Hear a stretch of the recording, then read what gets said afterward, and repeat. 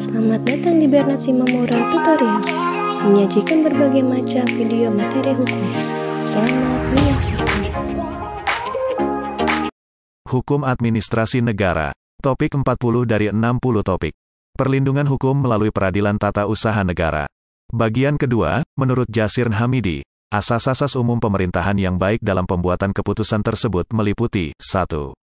Asas-asas formal mengenai pembentukan keputusan, 2. Asas-asas mengenai formulasi keputusan, 3. Asas-asas material mengenai isi putusan. Lebih lanjut, pembentukan keputusan tata usaha negara yang baik, menurut Jasim Hamidi, harus memenuhi asas formal mengenai pembentukan keputusan yang meliputi asas kecermatan formal, fair play, dan larangan détournement de procédure.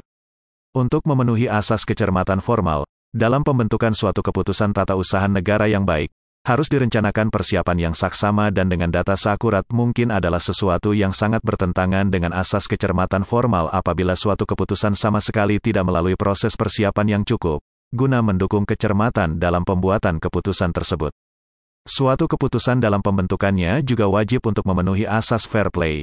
Hal ini berarti proses pembentukan keputusan tersebut haruslah memberi kesempatan kepada warga negara guna membela kepentingannya. Oleh karena itu, keputusan hukum tak boleh menghalangi hak warga negara tersebut. Untuk mendukung asas fair play ini, sangat dibutuhkan adanya prinsip keterbukaan informasi sebagaimana diatur dalam Undang-Undang Nomor 14 Tahun 2008 tentang keterbukaan informasi publik. Lebih lanjut, suatu keputusan juga tidak diperkenankan melanggar asas détournement de procédure. Maksudnya, setiap keputusan tata usaha negara dalam negara hukum wajib dibuat melalui prosedur yang benar. Ketaatan prosedur tersebut tidak hanya pada sisi formal, tetapi juga menyangkut kepatuhan prosedur dari sisi material. Sisi asas formal mengenai formulasi keputusan mengharuskan bahwa pertimbangan yang dipakai sebagai dasar menerbitkan keputusan tata usaha negara sudah seharusnya memenuhi pertimbangan yang dapat diterima akal sehat. Produk hukum itu harus memberikan kejelasan makna bagi setiap pembacanya.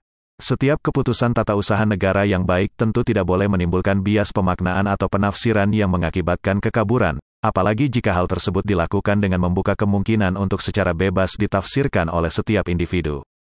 Keputusan tata usaha negara tidak boleh menimbulkan kerancuan penafsiran untuk setiap kalimat yang tertulis dari satu pasal ke pasal yang lain. Hal ini guna menjamin kepastian hukum.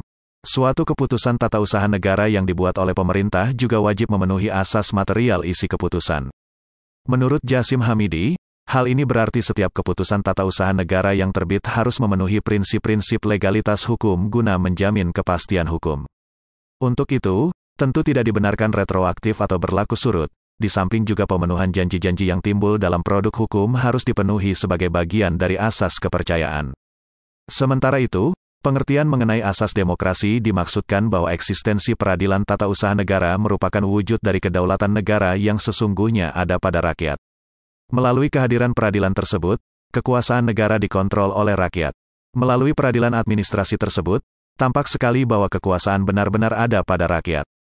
Khusus mengenai asas kekeluargaan, menurut Marbun, penekanannya lebih pada fungsi peradilan administrasi yang ditujukan untuk menciptakan serta menjaga keserasian, keseimbangan, dan keselarasan hubungan antara pemerintah dan warga masyarakat dalam kesatuan dan persatuan.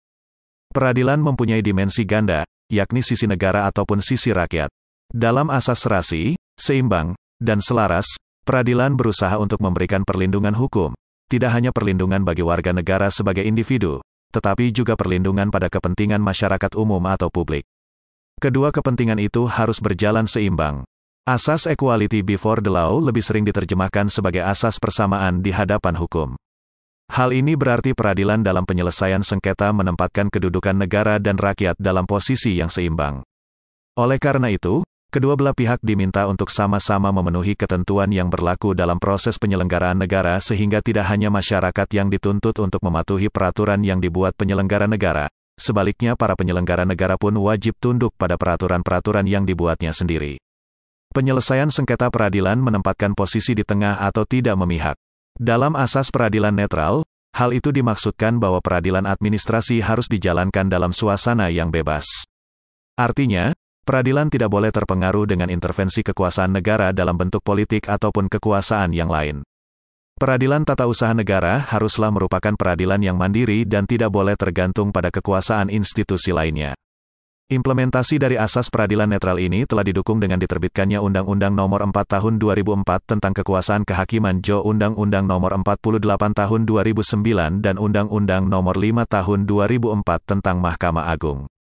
Untuk penanganan, pembinaan, dan pengawasan aparat peradilan tidak lagi ada pada Departemen Kehakiman, tetapi langsung di bawah Mahkamah Agung. Melalui perubahan ini, diharapkan aparat peradilan bersikap netral dan tidak terbebani dengan pengaruh pihak eksekutif.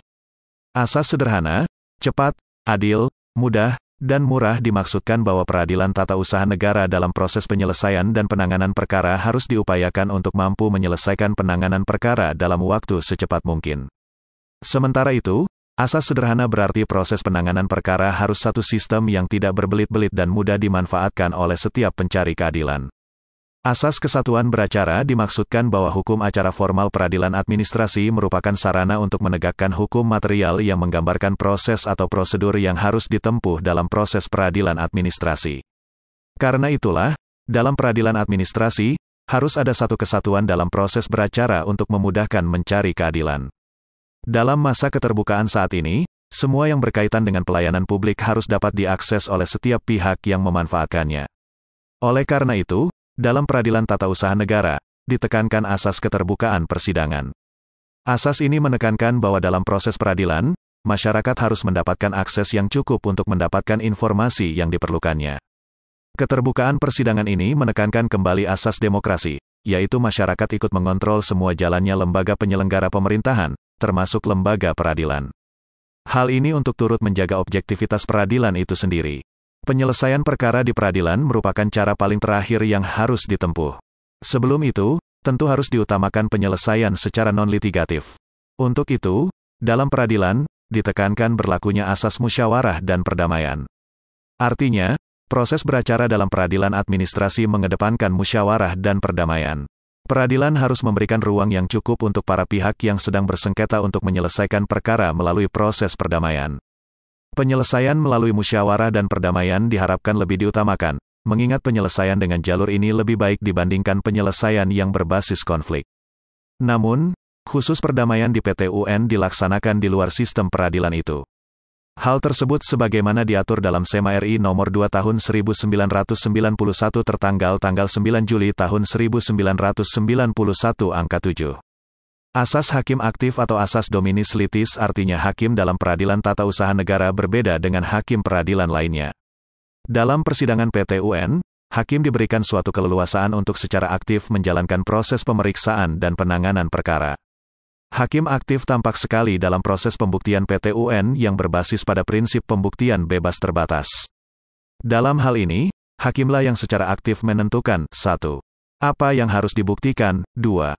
Alat bukti apa yang akan digunakan, 3. Siapa yang harus membuktikan, 4. Bobot dari pembuktian. Kedudukan dan keberadaan asas hakim aktif dalam sistem peradilan tata usaha negara sangat diperlukan. Hal ini mengingat kedudukan hakim dalam sistem peradilan modern sangat penting. Untuk itu, guna menjaga keberhasilan penyelesaian perkara, perlu satu kewenangan besar bagi hakim agar dapat menyelesaikan perkara dengan baik, benar, serta mampu memberikan putusan yang adil. Sudah sewajarnya hakim diberikan kebebasan dan keaktifan dalam penanganan perkara, sepanjang tidak bertentangan dengan perundangan formal yang berlaku. Asas pembuktian bebas atau yang menurut Indro Harto disebut sebagai asas pembuktian bebas terbatas, merupakan konsekuensi logis diterimanya asas hakim aktif. Hakim sebagaimana diuraikan di atas diberikan kebebasan untuk melakukan pembuktian. Asas pembuktian bebas ini bertujuan tercapai keadilan yang sebenar-benarnya dengan mendasarkan upaya pencarian kebenaran material dalam penanganan perkara administrasi yang ditanganinya.